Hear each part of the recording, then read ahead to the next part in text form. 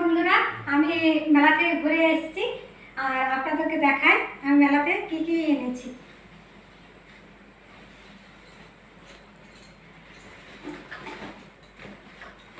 এই যে দেখুন, একটা পেনদানি, একটা রোজ, একটা স্ট্যান্ড, একটা টিফিন,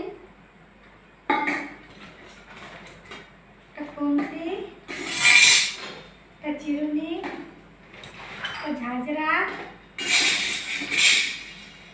একটা খুলনা, আর এই যে দেখুন দুটো ছোট ছোট জার, জারগুলো খুবই পছন্দ হয়েছে আমার। আর একটা চুলে বাঁধার ক্লিপ,